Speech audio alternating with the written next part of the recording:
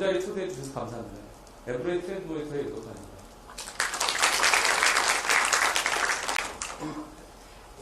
트렌드 모니터라고 사이트에 치시면은 모니터 트렌드가 있거든요. 삼성전자의 극성장 뭐 이런 써서 저희가 이제 그 리서치에서 엠브레인에 100% 자회사인데요. 그래서 작년 10월 1일부로 엠브레인을 붙이자 이렇게 엠브레인 트렌드 모니터가 됐습니다. 그 여러분 피곤하시죠? 네. 몸을 좀 움직여 주시고요. 그렇게 하시면 될 것 같고 앞에 두 번째 강의까지 다 들었는데요. 그 상당한 엣지가 있는 강의라 오늘 제가 그 초대받기 했는데 이 자리에서 강의하는 게 맞나 이런 그 존재론적인 의심을 떨칠 수가 없네요.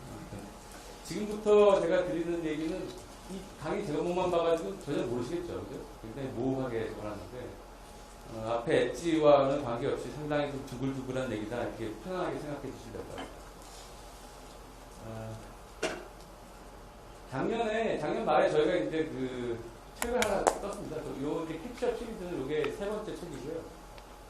뒷부분에 보면 이제 제가 퀴즈도 하나 준비했는데 1, 2, 3권 다 준비한 책도 하나 드릴 생각을 하고 있습니다.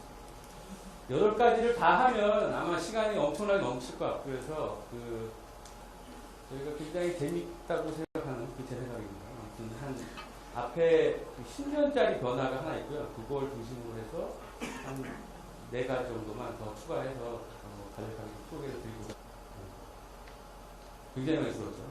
이 보통은 다른 라이프스타일 항목을 조사해보면 큰 차이가 한 5% 내외 정도 나는데 이건 무려 이제 30% 정도 큰 대차이가 나서 이게 20, 30대의 경향은 더 크게 나타납니다. 이런 거를 하나 보면 이게 개인적인 공간에 대한 그 욕구가 일부분 이제 반영됐다 이렇게 이제 볼 수가 있겠죠.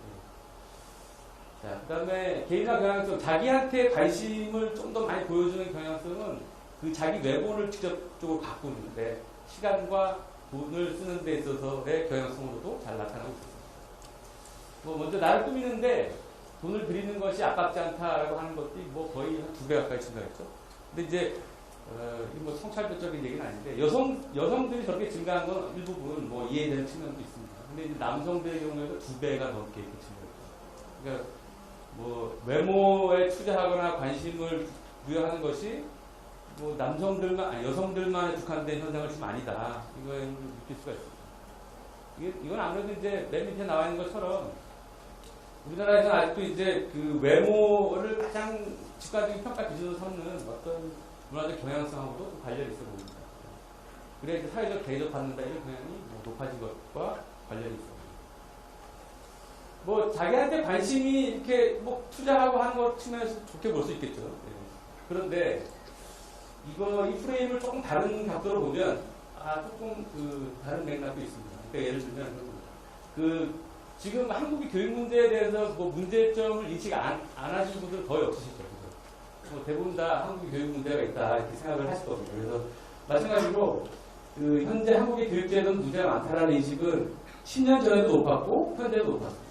그리고 뭐 부모에 대한 자식의 교육률이 지나치지 않냐 이렇게 생각하는 부분도 굉장히 많았고요. 그런데 그럼에도 불구하고 한국 사회에서 자기가 적응을 하기 위해서는 적성에 맞는 학과보다는 인류대학을 가야 된다 이렇게 생각합니다. 이게 이제 뭐 성차는 크게 없었고요. 이게 결국 사회 문제라는 것에 대한 인식하고 그 문제에 대한 개인의 적응은 문제를 직접적으로 해결하는 방식이 아니라 그냥 적응하는 방식으로 가고 있다. 이걸 알 수가 있습니다. 자, 이런 식의 맥락은 이제 이런 개인화 경향성에 대한 얘기는 먹는 것에 대해서도 약간 뭐 다른 측면을 하나 볼 수 있는데요. 이게 이제 뭐냐면 10년 전쯤에 한 2001년도쯤에 그 웰빙에 큰 바람이 불었죠. 그래서 제가 직접적으로 그 마케팅 리서치를 담당했던 프로젝트가 그 던킨 도넛 D사의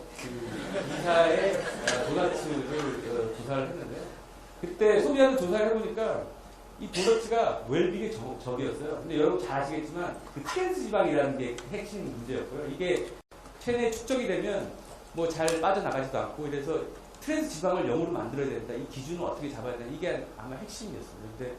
그래서 잠깐 동안 그 기준이 마련이 되고 그 아마 기억을 하실 분들도 많이 계시겠지만 그 매장에 가면 트랜스 지방 제로입니다. 이걸 붙여놓기도 했었죠. 이제 그런 맥락을 보면 2011년도에 이 결과를 좀 이해하기 힘들 수 있습니다. 간식이나 군것질을 즐긴다는 사람이 한 14% 정도 늘었죠. 그리고 떡볶이나 튀김, 이거 맛있죠. 이런 거를 증가하는 사람도 20%가 넘었습니다. 많이 증가했죠. 근데 물론 그렇게 볼 수 있습니다. 최근에 떡볶이나 이런 거 집이 많이 생겼기 때문에 이용자가 많아서 그런 거냐, 아니면 그게 실제적인 수요를 반영해서 그런 집들이 많이 생긴 거냐, 그건 뭐 닭이냐 달걀이냐 뭐 이런 관계에 찍는데, 다만 핵심적인 거는 지금의 소비자들 경향성이 높다는 것만큼은 부정할 수 없는 사실이다. 그래서 정리를 해보면 소비자들은 10년 전에 비해서 저렴하고 빠르고 즉각적인 음식에 대한 선호가 분명히 높아졌다는 거죠. 여기서 하나 궁금한 점이 생긴 분들도 계실 겁니다. 그럼 사람들이 좀 잘 먹고 이런 자기 먹는 것에 투자하는 것에 대한 관심이 좀 줄었을까? 네. 줄지는 않은 걸 같으시죠? 그렇죠? 경험적으로 느끼시죠? 그래서 맛집 찾아다니는 비율은 사실 늘었습니다. 네. 네. 늘었죠. 저도 많이 찾아다녔죠. 여러분 다 맛집 어플 깔아놓고 계시잖아요. 다 한두 개씩. 그리고 먹는데 돈을 아끼지 않는 분들도 늘었습니다. 그럼 이런 역설적인 결과를 어떻게 해석을 해야 되냐? 여기 굉장히 궁금한 포인트가 있는데, 여기에 참고할 만한 데이터가 하나 더 있습니다. 저희가 이제 요번에 이 캐치업이 세 번째인데, 첫 번째 나왔던 작년 2월달에 나왔던 캐치업에 보면 그 먹는 메뉴나 레스토랑 어딜 갈 건가에 대한 선택권이 사실은 개인의 니즈에만 국한된 선택은 아닙니다. 동반자가 누구냐에 따른 상황이 결정하는 거죠. 클라이언트랑 딱 가갖고 라면에 김밥 먹을 수가 없잖아요. 그래도 좀 일식집 이런 데를 가야죠. 그죠? 네. 그렇거나 아니면 뭐 애인하고는 뭐 그래도 뭐 TGI나 이런 데를 가야죠. 그죠? 가족들하고는 라면에 김밥 먹더라고요.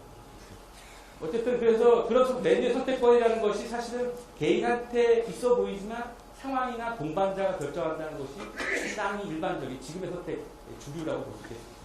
그리고 또 하나의 재밌는 데이터가 너무나 잘 아실 겁니다. 작년 한 해 동안에 편의점 도시락이 정말 대박이 났죠. 네, 엄청나게 잘 팔렸죠. 그 자료를 보면 세븐일레븐이 전년 대비해서 170% 정도 성장했다고 해요. 그 다음에 GS 같은 경우에는 100% 정도 성장했다고 합니다. 자, 이 데이터를 잘 보면 이런 결과를 알 수 있습니다. 사람들이 혼자 먹는 것하고 같이 먹는 것하고 비용이나 쏟는 관심이 다르다는 거죠. 네. 이거 아주 재밌는 데이터.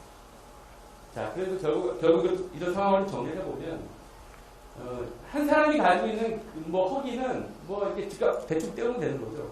그러시죠? 그래서 이때 필요한 거는 빠르고 즉각적이고 좀 저렴한 것이면 좋겠죠.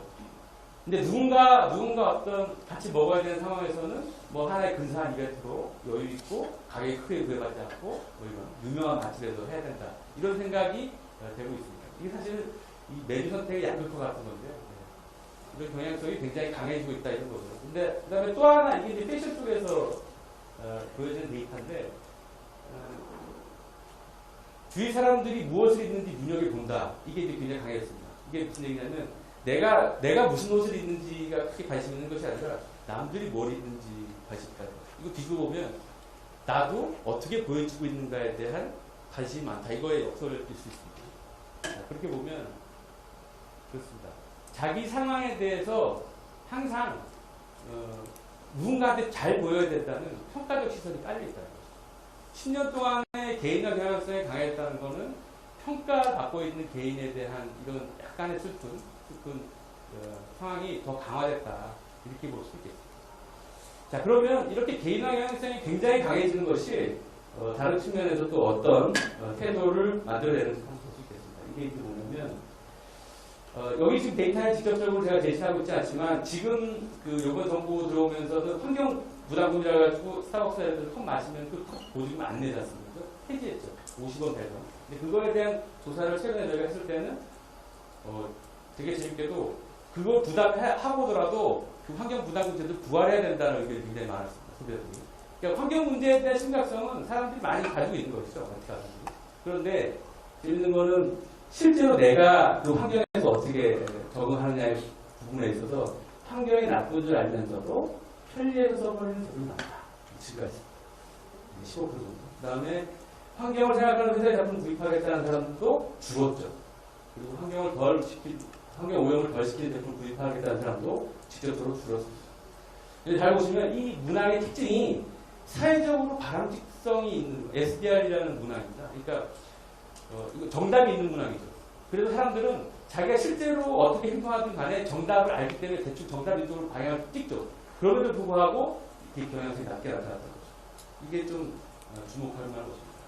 요거를 전체적으로 보면 이게 풀어서 얘기하면 그런 겁니다. 내가 왜 환경에 도움이 되는 일을 해야 되지? 그거에 대한 개인적인 의미 부여가 안 되는 상황이죠. 이게 굉장히 슬픈 현실입니다. 자, 그런데 재밌는 거는 이렇게 그 사회의 문제나 사회 환경하고 개인의 문제하고가 계속 괴리가 생겨 나가면 어떤 현상까지 나타나냐면 하나 예로 투자에 대해서 모순적인 태도로 나타날 수 있습니다. 여기 보시면은 자신의 가게가 앞으로 더 좋아진다라는 의견이 줄어들었죠. 자, 가정 경제가 좋아진다는 생각이 좀 줄어드는 거죠. 그리고 내년 한국 경제가 올해보다 좋아질 것이라는 의견이 줄어들었습니다. 이 참고로 이 조사는 언제 시작이 됐냐면 작년에 뭐 하반기에는 경제 전망이 아까 이제 앞에서 성님께서도 말씀해 주셨지만 굉장히 다 좋지가 않았죠. 전반적으로 기관론이 지배했던 거죠. 그때 조사된 게 아니고요. 작년에 크게 출렁했던 게 이제 그 S&P에서 그 미국 10년 분석을 확 낮추는 바람에 8월 초에 글로벌하게 한번 주가가 훅 갔었거든요. 그전에는 한국의 주가 주식시장은 1900에서 2000까지 다시 왔다 갔다 했었습니다. 좋았을 때. 그때 조사한 겁니다. 그래서 경기 전망을 크게 타지 않았을 때, 그 환경에. 그래서 이 전망 자체가 10년 동안에 객관적으로 사람들이 낮게 평가하고 있다는 것에 반증일 수 있습니다. 근데 그럼에도 불구하고 내가 투자한다면 안정성보다는 수익에 투자하겠다. 10% 정도 증가가 있습니다. 이거 결국은 시장을 이기겠다는 거죠. 자기는 시장을 이길 수 있다는 거죠. 네. 이거 워렌 버핏 할아버지도 시장에 절대 맞서지 마라 이렇게 얘기를 하는데 자기는 이 배경에는 실제 시장 상황에 관계없이 사회 문제나 사회는 내가 통제의 대상은 아니지만 나는 나 자신은 효율적으로 관리하고 통제할 수 있다는 배경이 깔려 있는 거죠. 이거 결국은 시장 속에서의 개인이 가지고 있는 역할과 한계에 대한 인식이 좀 부족하다. 괴리감 때문에. 그렇게